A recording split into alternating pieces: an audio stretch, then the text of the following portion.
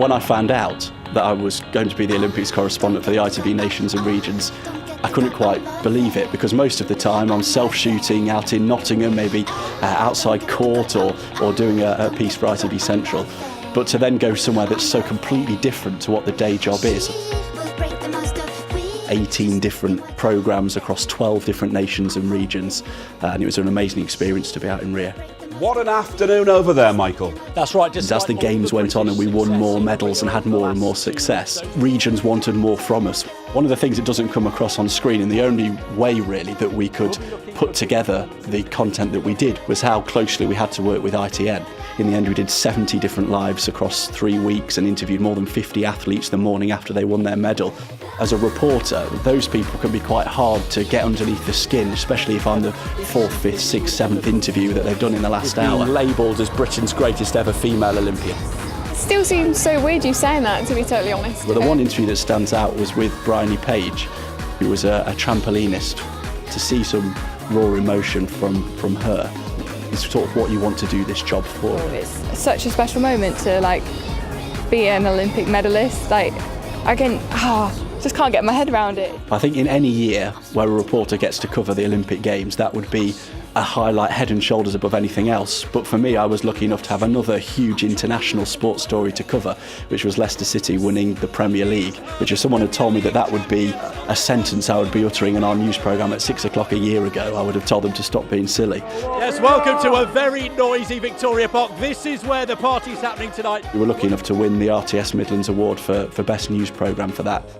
Another moment in an incredible year where you just have to pinch yourself and say, when you get to an end of a career, you're going to look back on a moment like that and just think, I can't believe I've been so lucky to do that as a job.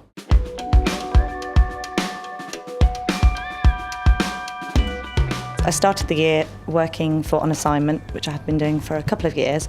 Most of the houses are holiday homes. There are more cats than people living here. We went out to Nice the day after the incident with the lorry had happened on Bastille Day. Farid told me he'd seen people mown down as he sought safety, but he had to be with his daughter today. For the next 2 weeks, we crossed the border between France and Germany several times, doing 5 different terror stories in about 2.5 weeks. Slowly, the motives behind Friday's killings are being understood. And it was a real sort of test of endurance, but also technology. We were travelling around just with the Navi West. Now, people are actually trying to move this crowd on because they don't like them saying these things. In May, I moved up to Manchester to become the Northern producer, which was a real shift in life and work. Good evening from the West Yorkshire town of Birstall, where something truly shocking and terribly sad happened here at lunchtime today. The murder of Joe Cox was a huge story, of course. I had a list from Dan Howells of freelance cameras in the north. I'd only been here 2 weeks, so I didn't know any of them. So I'm then driving along the motorway, trying to call on my hands-free set, all these people I didn't even know, trying to get as many people there as quickly as possible. And I've got to say that was the moment where it really dawned on me the importance of the relationship with the regions, because working with Calendar that day, we were sharing resources, we were sharing information. Well, I think it's really key to remember that whilst the majority of our news gathering operation is in London, the majority of our audience is not in London. And I think that's a really key part of our job in the North, is to make sure that the audience's voices are represented on any bulletin, even if it's a case of getting in some voxes or a case study from the North into another piece. Our group of shoppers in Chester will take some persuading. I like the colour, I think the colour's really nice. I like the colour, I don't like the style. I don't like the style. I don't like. I've got to know the inside of my car very well this year. I've got to know the service stations of the Northern motorway system very well, and most Tesco and Asda car parks in the North.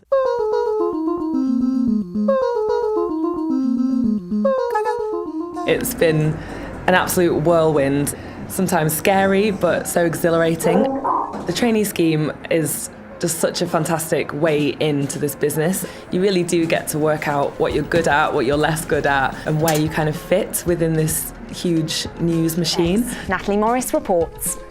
After 9 months of learning all these skills, and we produced this final programme up at Granada, which was the most amazing and stressful week. Everyone got to do a package. People did some As Lives. I was outside a Rihanna concert at one point, which was brilliant. And the sun is out now, but it hasn't been like this all day, and crowds have been battered by torrential rain. I started as a production journalist at ITV London as soon as I finished the course, which was great. It was my ideal. That's what I wanted to get. I really feel like what we're doing with ITV London is kind of at the forefront of the changing way in which news is being consumed. So how does it feel to be in Trafalgar Square with all these fans? People are able to ask their own questions through us. We were in Rio, obviously representing, GB, and we're representing these people. As a trainee, you're allowed to not be perfect. You're allowed to not get everything right. So you kind of hone those skills, get rid of all that fear, and you can go into the job then with the confidence to just do your best.